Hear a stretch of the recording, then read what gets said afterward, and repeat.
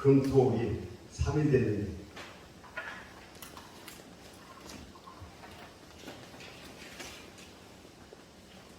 형통한 날, 공고한 날. 뭐 3일이라고 했어요. 잊어버리죠.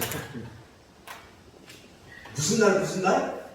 형통한 날, 공고한 날. 여러분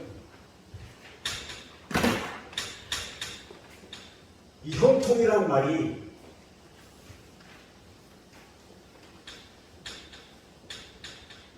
번성, 번영, 즉 잘 되는 것을 얘기하죠. 장사가 잘 되고 사업이 잘 되고 집안이 잘 되고 사람 관계가 잘 되고 뭐든지 잘 되는 걸 갖다가 번영이라고 얘기하는데, 형통이라고 얘기하는데, 이 형통이란 말이 히브리 말로 토부라고 하는데, 이 토부, 이 형통이나 이 토부라는 말은 어떤 때 잘 되는 것을 얘기하냐면 관계 속에서의 형통을 얘기해요. 하나님과의 관계, 사람과의 관계, 이 관계 속에서 잘 되는 것이 형통이다. 네. 7살 먹은 어린 아이가 소아암에 걸려서 이제 죽게 되는데, 엄마가 그 아이에게 자꾸 위로한다고 얘기합니다. 두려워하지 마라. 걱정할 거 없어. 누구나 다 죽는데 다 죽으면 천국 간단다. 자꾸 죽으면 천국 간다고 어린 아이에게 자꾸 위로를 하는 거예요. 걱정할 거 없어. 죽으면 다 천국에 간다. 사람 다 누구나 죽는단다. 천국에 간단다. 그러니까 그 아이가 7살이나 먹었지만, 7살밖에 먹지 않았지만 죽는 게 뭔지 알고 있는 거예요. 고통을 당해봤기 때문에 힘든다는 걸 알고 있는 거예요. 그러니까 하루는 엄마한테 물어봅니다. 엄마, 천국은 어떤 곳이야? 라고 물었습니다. 그러자 엄마가 그 아이에게 이렇게 얘기합니다. 천국은 우리 집안 같은 데야. 천국은 우리 집과 같은 데란다. 믿어져요? 자, 이 말은 엄마가 아이에게 자신있게 우리 집안 같은 데야, 우리 집과 같은 데야, 우리가 살고 있는 이 집과 같은 데가 천국이야 라고 얘기할 만큼 행복하게 살고 있는 집이라는 것을 의미하죠.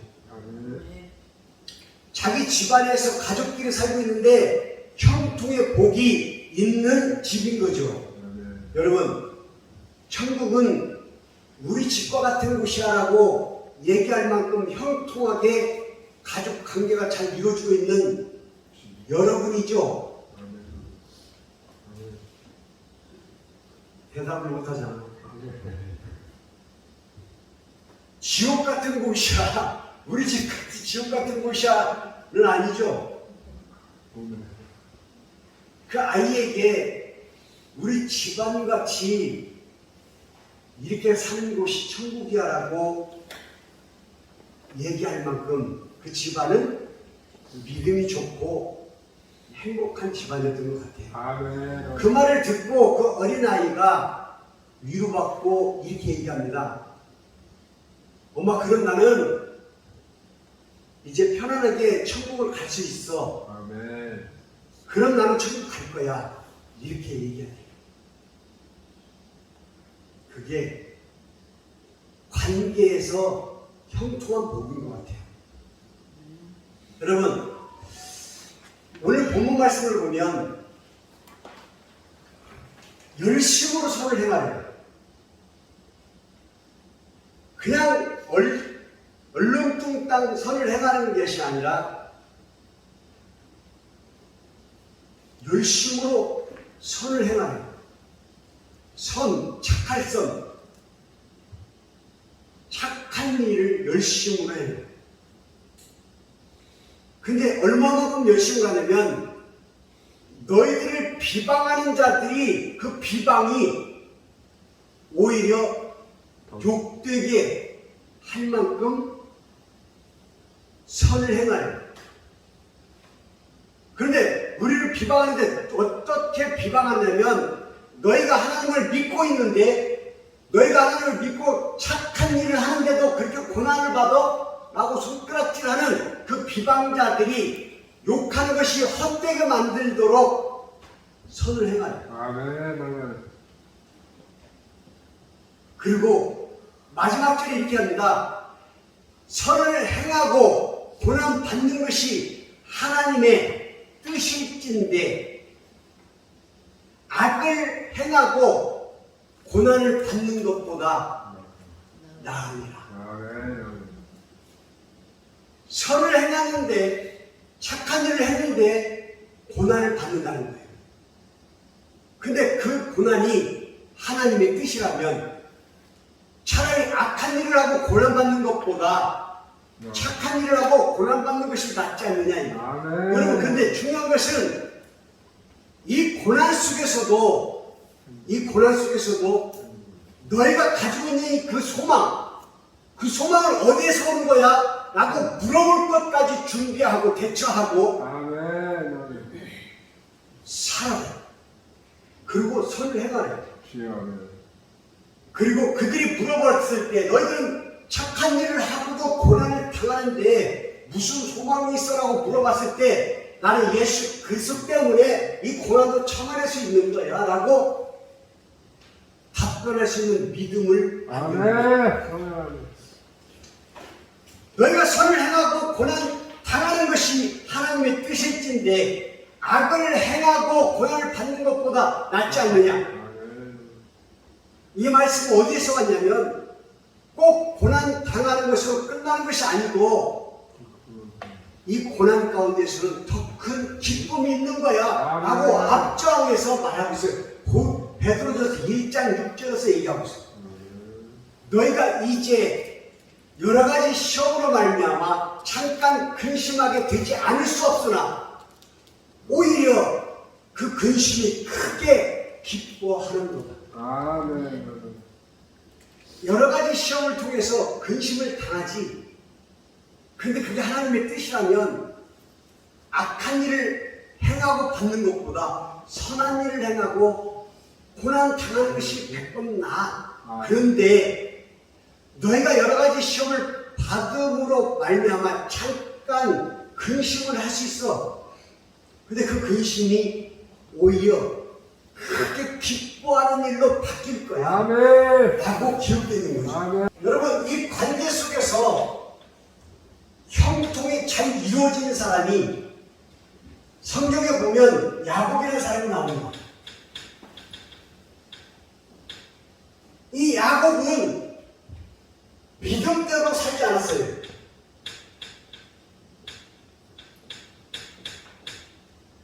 믿음대로 살지 않고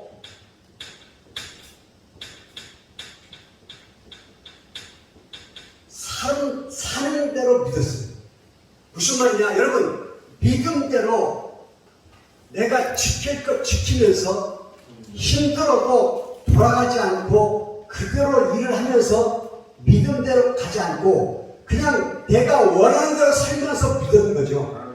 지금 많은 사람들이 그렇게 살고 있는 것처럼 예배당은 나오는데 말씀대로 살지 못하고 말씀대로 살아야 되는데 그냥 사는 대로 믿는 거죠. 사는 것이 우선이라는 거죠. 근데 믿음대로 사는 사람은 믿음이 우선인 거죠. 근데 야곱도 믿음대로 살지 못하고 그냥 사는 대로 믿었던 거예요.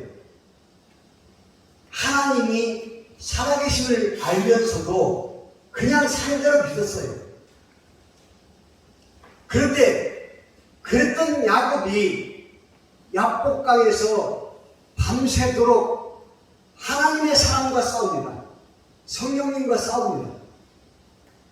밤새도록 싸워서 골반이 무너지고 끝까지 붙잡고 싸워서 이겼다고 해서 이스라엘이라 하는 이름을 받습니다. 창세기 32장 28절에 너는 이제부터 야곱이라 하지 말고 이스라엘이라 부를 것이니 이는 네가 하나님과 및 사람들과 겨루어 이겼음이니라.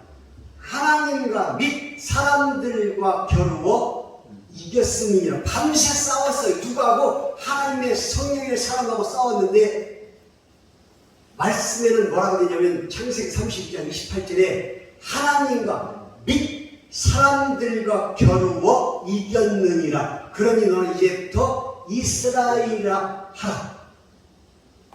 근데 여러분, 야곱은 하나님과 싸웠지, 하나님의 성령의 사람과 싸웠지, 하나님과 및 사람들과 싸운 적이 없어요. 근데 여기에서 의미하는 사람들과 바로 이걸 얘기하는 거예요. 형통을 얻은 거예요. 하나님과의 관계 회복이 된 거예요. 사람과의 관계 회복이 된 거예요. 왜? 당시에 성령과 싸워서 극복을 했기 때문에 얻은 이름이 이스라엘이라 합니다. 그 이스라엘이 형통, 관계 속에서 형통을 얻은 것이에요. 바로 하나님과의 관계, 사람과의 관계에서 회복이 되는 거예요. 자, 보십시오. 실제로 요셉이 애굽의 총리가 됐을 때 자기 형제들이 식량을 구하러 와가지고 실제로 만나잖아요. 근데 요셉이 뭐라고 하냐면 너희 중에 형제가 더 있느냐? 그랬더니 더 있습니다 그랬어요. 그 형제를 이리로 데려와라. 그게 베냐민이죠. 자, 근데 자식들이 야곱 앞에 와서 얘기합니다. 아버지, 베냐민을 우리가 데려가야 됩니다. 왜? 그 총리가 하나 남은 네 형제를 데려오지 않으면 남은 형제들도 데려가지 못한다고 했습니다. 그러니까 야곱이 뭐라고 그래요? 너희가 어찌하여 또 다른 형제가 있다고 해서 나를 이렇게 괴롭게 하느냐? 다시 야곱의 모습으로 이스라엘의 자기 이름으로 돌아가지 않고 다시 옛 모습, 야곱의 모습으로 돌아가는 장면입니다. 그리고 다시 얘기합니다. 내가 자식을 잃게 되면 잃으리라. 내가 자식을 잃게 되면 잃으리라. 데려가라.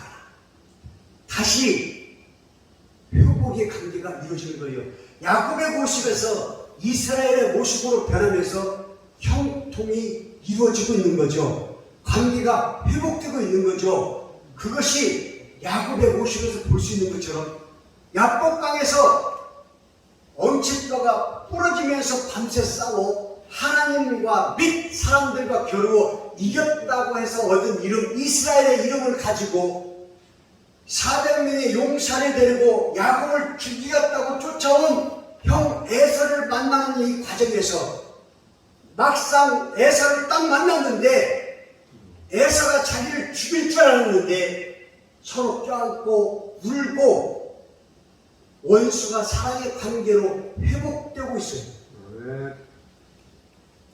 야곱의 모습 그대로, 옛 모습 그대로 에서를 만났다면 원수 관계로 서로 죽이고 죽였을 것인데 하나님의 사람을 만나고 나서 회복이 되고 어떤 회복? 관계의 회복이 되고 형통의 관계의 회복이 되고 에서를 딱 만났더니 원수 지간에서 사랑의 관계로 바뀌어지는 거예요. 형통이 이루어진 거죠. 욥도 가진 고난을 받았지만 욥기서 20장 21절에 이렇게 얘기합니다. 너희는 하나님과 화목하고 평안하라. 관계 회복을 얘기하는 거죠. 그리하면 복이 네게 임할 것이니라. 하나님과의 관계가 회복되고 형통의 복이 이루어질 때 모든 것이 제자리로 가는 거예요.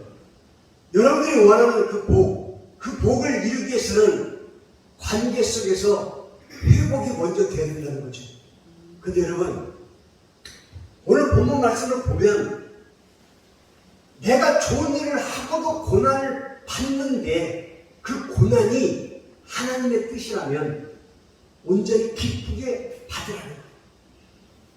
너희가 여러 가지 시험을 당할지라도 그 시험으로 말미암아 잠깐 근심하지. 근데 오히려 더 크게 기뻐할 거야. 라고 성경에서 말씀하신 이 이유를 우리가 고난받는 것으로 끝나는 것이 아니라는 거예요. 여러분, 전도서 7장 14절에 형통한 날에는 기뻐하고 공고한 날에는 뒤돌아보아라. 이 두 가지를 하나님이 병행하게 하사 사람이 그의 장래일을 알지 못하게 하여 하나님이 그들의 장래일을 헤아려 알지 못하겠다는 거예요. 왜? 매일 계속해서 이렇게 형통할까? 그럴 거야 라고 짐작도 못하게 할 것이며 매일 이렇게 고난만 당할 거야?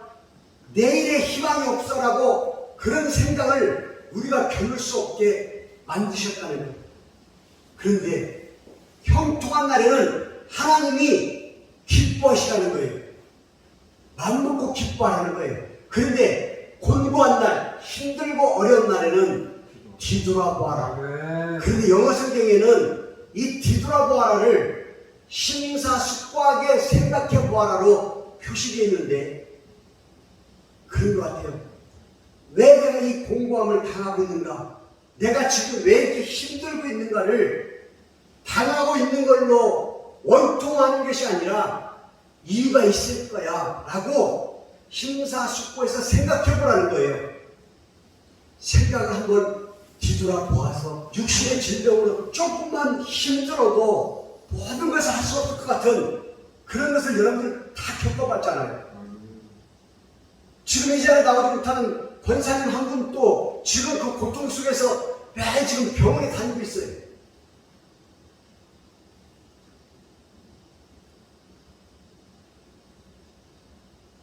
그 권사님한테 여러분들이 만날 때마다 사랑한다. 권사님 왜 이렇게 아름답습니까? 권사님은 왜 이렇게 참 착하게 생겼습니까? 라고 여러분들이 칭찬 한마디를 넉넉하게 해본 적이 있어요.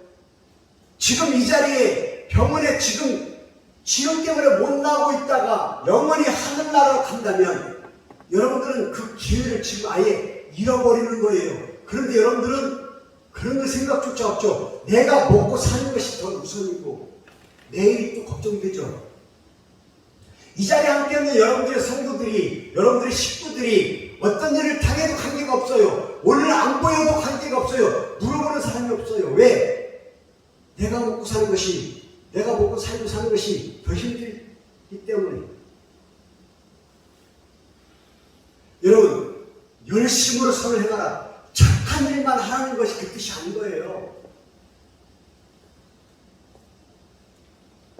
모든 것을 최선을 다해서 믿어보라는 거예요. 그렇다면 그 최선을 다해서 믿는 그 믿음 가운데 여러분들이 여유가 조금만 있다면 전화 한 통화 해보고, 아니 만날 때만이라도 사랑한다고 고백할 수 있는, 그냥 바라만 봐도 사랑한다고 얘기하고 싶고, 그 성도님이 함께 있어 이 예배당이 부흥교회가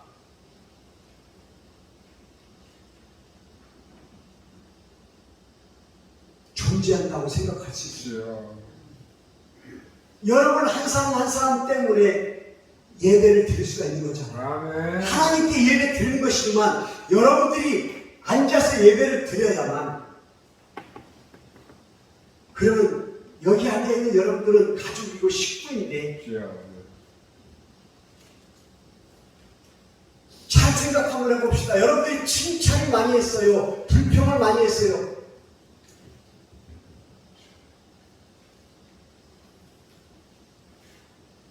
근데 여러분, 여러분들이 보는 그 모습이 다가 아니에요. 어떤 사람은 참 멋있고 근사하고 있어 보일 것 같지만 어쩌면 그 속에는 더럽고 추악함이 더할 수 있는 거예요.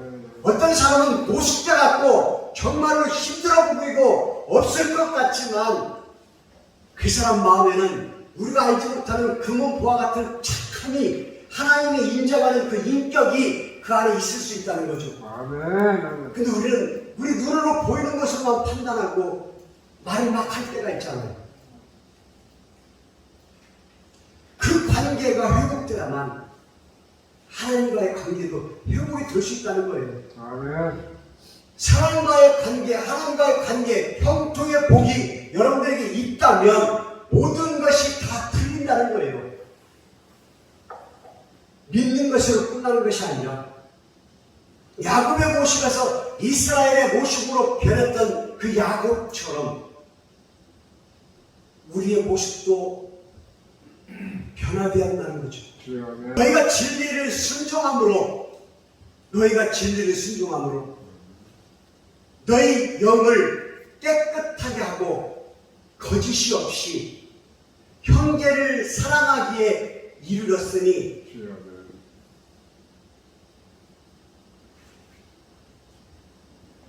마음으로 살아라. 마음으로 열심을 다해서 서로 살아라. 베드로서 1장 22절 말씀이에요. 진리를 순종함으로 우리가 진리 예수 그리스도를 믿음으로 우리의 영을 깨끗하게 하였다면 거짓이 없이 형제들을 사랑하기에 이르렀으니 마음으로 열심을 다해서 서로 사랑하라. 아멘. 사실은 이게 기본이거든요. 여기 서 있는 이 목사, 설교하고 있는 이 목사 또한 여기에서 자유로울 수가 없어요. 여러분, 제가 지금 말씀을 증거하는 것은 주님이 주신 도시락을 여러분에게 배달하는 것 뿐이에요. 나도 그 배달된 도시락을 예배가 끝나면 먹고 내려가야 돼요. 늙고 추악해지고 남의 도움을 받지 않으면 살아갈 수 없는 나이가 들어서 스스로 목숨을 끊는다는 영화가 마지막 레슨이라는 영화를 금요일에 제가 설명을 했는데 여러분 그래요. 그 영화를 보니까 자기 딸 어릴 때 그 딸을 얼마나 사랑했으면 모든 걸 다 줘도 아깝지 않잖아요. 그때 그 아이를 케어했던 그 모습은 젊고 아름다운 엄마의 모습이었어요. 죽어가는 지금 자기의 모습은 92세의 자기 모습은 누구의 도움을 받지 않으면 잠자다 말고도 그냥 침대에다 오줌을 쌀 수밖에 없는 어린아이 같은 모습 때문에 괴로워서 스스로 목숨을 끊겠다고 10월 16일 날짜를 박아놓고 그 날짜에다 죽을게 하고 선포하고 자식들에게 자기를 말리지 말라고 그러고 그 10월 16일 죽는 그날까지 죽는 연습을 하고 있습니다. 하나씩 내려놓는 연습을 하고 있어요. 이것은 누구한테 주고 이것은 누구한테 받은 것이며 내가 이것은 누구한테 줬을 때 가장 아름다운가.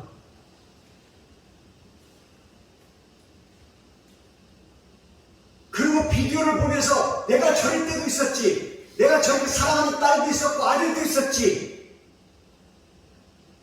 회상을 하면서 그 죽음을 막지 못하는 딸이 엄마의 그 선택한 그 죽음을 인정해버리고 인정하고 나서 그 엄마하고 같이 죽는 그 날짜까지 최대한 행복하게 살고 있는 그 모습을 다 받아줘 버렸더니 모든 것이 귀한 거예요. 자기가 어릴 때 엄마하고 춤췄던 그 모습을 회상하면서 음악을 틀어놓고 와인을 같이 먹으면서 춤을 추는 그 모습, 거기서 얼마나 행복했는지 몰라요. 목욕탕에서 자기 엄마 목욕을 시켜주면서 같이 웃으면서 얼마나 행복한지 몰라요. 여러분, 그 엄마가 죽는 날을 정해놓지 않았다면 우리 엄마는 10월 16일에 죽을 거야. 그날 죽기까지 내가 최선을 다해야지 이 마음이 들었을까요? 여러분 마찬가지. 여러분들은 죽는 날을 받아놓지는 않았지만 죽어요. 그 날짜가 언제인지는 몰라요. 근데 우리는 그 날짜가 없는 것처럼 살고 있잖아요. 내 옆에 있는 성도도 마찬가지예요. 그분이 죽어요. 언제 죽을지 모르지만 날짜가 알 수는 없지만 좀 있으면 내 자리에 없을 수도 있어요. 내 옆에 없을 수도 있어요. 열심을 다해서 선을 해가라. 여러분 열심을 다해서 선을 해가는 것이 거창한 것이 아니고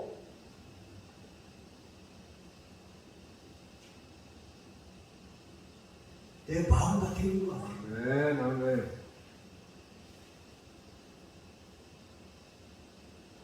여러분들도 주변에서 누군가가 착한 말만 하고 좋은 말만 하고 칭찬만 하면 참 좋지 않아요? 근데 누구만 만나면 자꾸 듣기 싫은 말을 하고 헐뜯는 얘기를 하면 만나는 그 자체가 싫지 않아요? 그 모습이 내 모습이 됐다고 하면 상대방도 싫어할 거라는 거죠. 이런 걸 넘어서서 이제 오늘 이 말씀을 통해서 우리가 한번 뒤돌아봅시다. 너희가 열심으로 선을 하면 누가 너를 헤아리고 누가 너에게 악하게 하겠느냐는 거예요. 내가 착한 일을 한다면 누가 너에게 헤아리고